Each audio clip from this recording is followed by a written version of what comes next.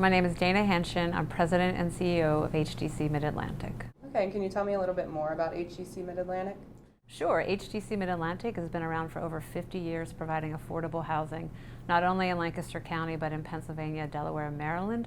We do this in a variety of ways in terms of creating new construction affordable housing, preserving existing housing, and providing resident services. Awesome. And can you tell me a little bit more about what affordable housing actually means? It's a word that's used all the time, but what does that mean for someone living in Lancaster County? Sure. So the HUD definition of affordable housing means that a person is paying no more than 30% of their income on rent. And so if you think about that in an example, if somebody's earning $30,000 a year and you think about 30% of that income going towards rent, it's roughly saying that only $750 a month go towards their housing costs. And what are the main barriers to building more affordable housing? So I think about barriers around affordable housing in buckets. We think about it in terms of identifying buildable land, looking for the resources to build on that land, and also making sure that we have the community support and political will to make that happen. So some of those barriers, how barriers show up in that process is oftentimes that land often isn't zoned for the kind of density that we need to build affordable housing, and also infrastructure may not be in place in order to build that affordable housing in terms of utilities and services to be able to build that. From a funding perspective, affordable housing really requires additional support in terms of resources, because if you were able to do it in the marketplace, we wouldn't necessarily need the kinds of subsidy to build it, because oftentimes it costs more to build than actually what you can afford to bring in terms of income, in terms of being able to put that development together. So would you say that your partnerships are very important to the success of HDC? Like partnering with other nonprofits, is that a big part of what you do, or are these kind of one-offs?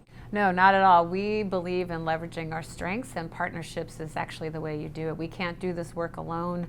We know it takes a number of stakeholders, from social service delivery, from government, from elected officials, from corporations, from foundations, to really bring all of this together.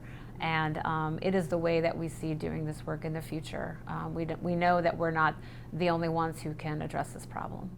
And can you tell me a little bit more about what it takes for somebody to become one of your residents, or to get into the HDC program and to find an apartment through you guys? So it is, it's very challenging because the demand for affordable housing is so great.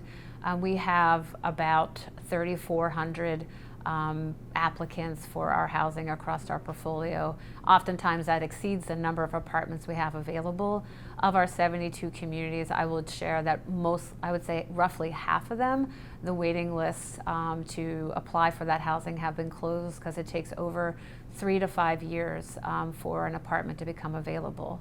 On average, we get over 100 inquiries a day, whether it's by phone or by email, asking about affordable housing. And the tragic response is that we can never meet that immediate need, because we have waiting lists and we comply with fair housing. So those who are on the waiting list, we take it in order of which those applications are received. And typically it takes about 18 months to 2 years for an apartment to become available. So it is very challenging, and it's very disheartening to be able to not meet the immediate need that exists in the community. Yeah, so how do we combat that? It's this is a national issue, and again, it feels like we're never going to be able to do enough to meet the supply. In addition to thinking about supply issues around affordable housing, it's also important to think about the income side of things, right? And the disconnect between what people are earning and what the marketplace is providing. So that's the gap, right? And so somebody needs to step in the middle and figure out, how do we bridge that gap? And it's providers like HDC that step into that, and we need the support of partners and government to make that happen. So what would the perfect future for HDC look like, or what would the perfect future for affordable housing in Lancaster look like to you?